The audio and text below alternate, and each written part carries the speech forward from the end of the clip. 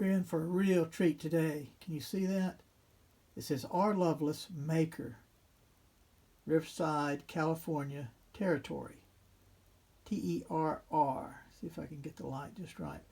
So it doesn't say R.W. Loveless, Maker. This is all hand etched in there. I've just never seen anything like it. This is an amazing knife made about 1974, 75. The key is wide bolster, 1-inch wide bolster, H.H. Frank. It's absolutely, it's a brass bolster. Too bad it's not solid gold, but it is a brass bolster. Knife number 908, R.W. Loveless, Maker, Riverside, California, Territory. That's amazing. And we're dealing with some beautiful, absolutely beautiful bighorn sheep. You can see how Henry Frank did the pins on it. Just beautiful. Fully engraved. You see it's got a nice little brass insert on the top. And then this cross hatching is really small and really nice. Anytime you get a little cross hatching, it's nice. A lot of times the cross hatching is right here and it's really a wide stroke, but this one is just a classic drop point hunter. Engraved by H.H. Frank. Now H.H. Frank was sold through Bob's catalog. Bob took Frank on as a folder maker because Bob didn't offer a folder. He said, I'm not going to make a folder. I'm straight knife. There's better men out there that make a folder. I'm not going to do it. So he would sell H.H. Frank knives through his catalog in 1974. So I would imagine H.H. Frank did this as a favor. I got a letter from H.H. Frank stating that he did less than probably 10 total knives for other knife makers.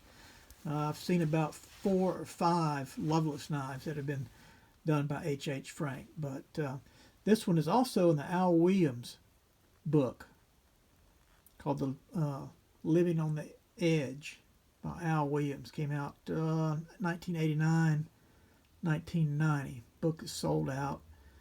And this is photographed in there. But the Sheephorn is just such a sought after material to start with. And then to have a wide bolster brass piece in there is really unusual because Bob didn't really go wide bolster much until early 90s. So back in 74, 75, a wide bolster was pretty unusual and a pretty special knife.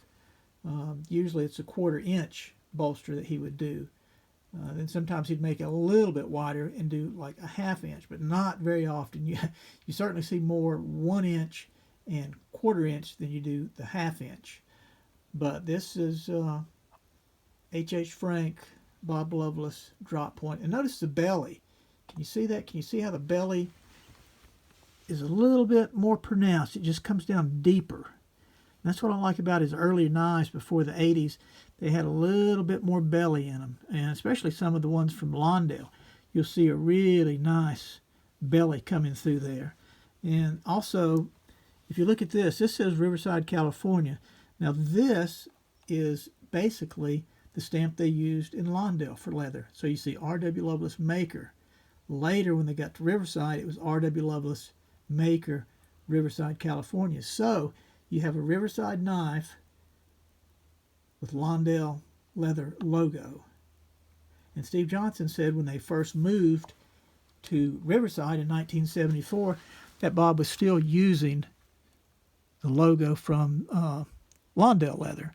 So it's kind of neat when you see a Riverside knife and it still has the old logo on it. Very interesting. I don't know why he didn't change it quicker. I mean, there's just no telling with Bob. But he's one of the best sheath makers on the planet. When he decided to learn how to make a sheath, he made the best in the world.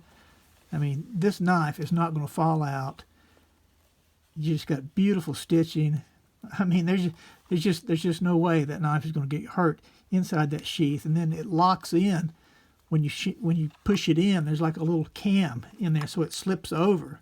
So what you do is you hit it and then you feel it lock. So this knife actually locks in right here. And then really to open it, you want to lift up on the back and pull out to release it. But you can see, Bob would say you can hang upside down all day. There's just no way it's going to come out. But to me, the sheath is as important as the knife. It makes a great package because it is absolutely one of the best sheaths ever made.